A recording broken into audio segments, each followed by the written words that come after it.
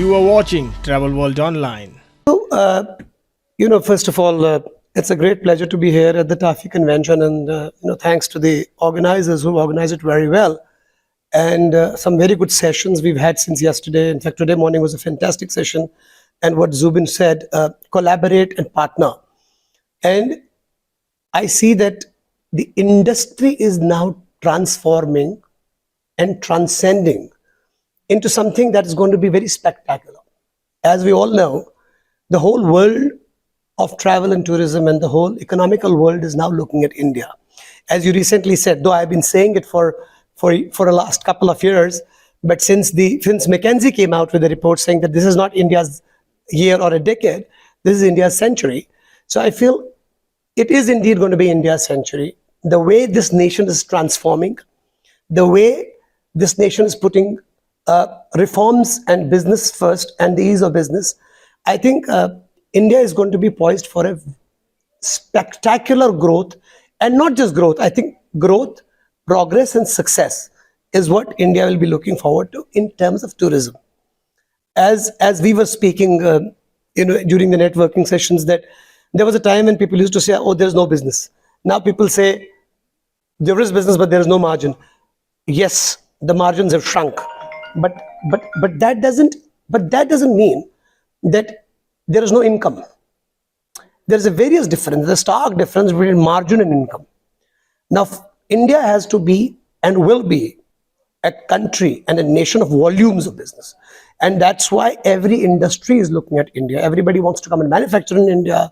Every service provider wants to come to India. Every BPO is coming out to India, because India is going to be a country of volumes. And while margins will shrink as products diversify, as competition grows, as more and more players come in, because India is a vast nation, the margins will shrink, but the incomes will remain there. So one has to really understand the game of volume management. That's one. Second, as an industry of the travel operators who have gathered here in TAFI, they all have to understand that they don't just have to talk about collaboration. They have to believe in collaboration, and they have to do collaborations. Because if they don't collaborate and if they don't partner, their margins will continue to shrink. So they have to collaborate, and they have to seriously collaborate, because together we can become a very big force. We can't just have a couple of few consolidators in India. That was the case, or that still is the case. There are only 4 or 5 consolidators. America is a market where there are 500 consolidators and still growing. Because India is a nation of 130, 140 crore people with a 35 crore clear middle class emerging and a strong middle class emerging, we only have a 4% penetration in air travel. And the tourism, if you take the whole number of tourism, it's still very, very small. So look at the potential we are talking about. The only thing is, what we have to understand is change. We have to bring in a paradigm shift in our management, in our thinking. We need to target the bigger cake available in the country and not just go to the same cities and target the same clientele, because that is where your margins will shrink. So the future of this country lies in its consumption of its population, in the diversity of this country. The cities are emerging faster, the provinces are emerging faster, the districts are emerging faster. So there's a whole lot of volume that's going to be available, which will enable people to make up for their margins. But we have to be ready for that success and growth. India is going to be a market for all categories and spectrum of travel. People talk about luxury these days. I say, yes, we will have a luxury market, and India will be perhaps and probably the most emerging luxury market for tourism in the times to come. As today we have America or UK or parts of Europe and Japan, India will be a luxury market. And I'll give you a reason why.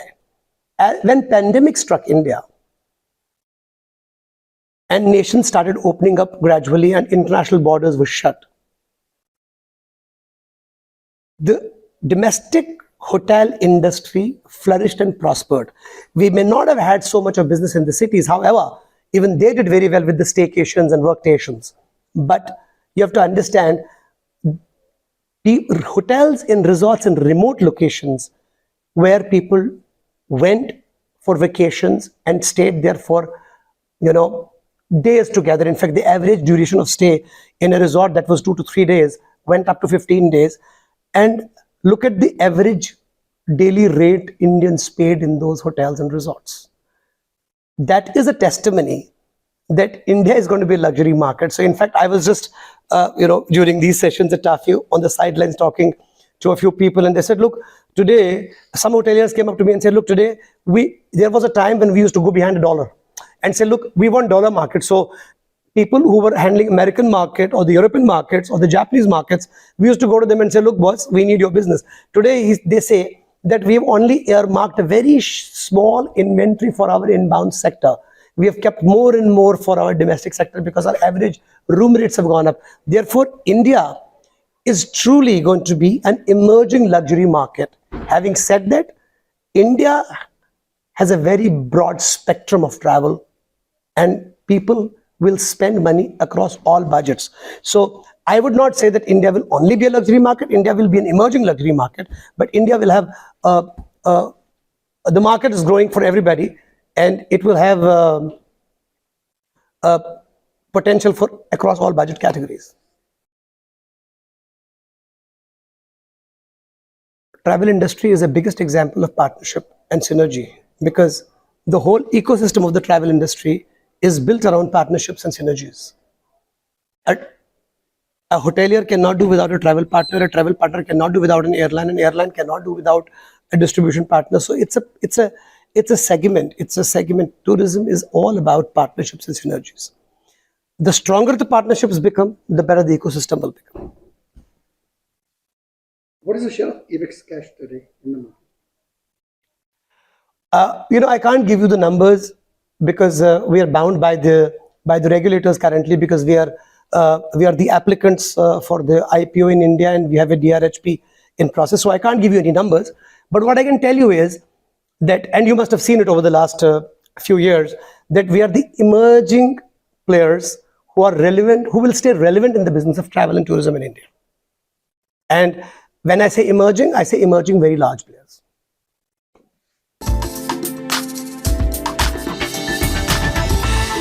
You are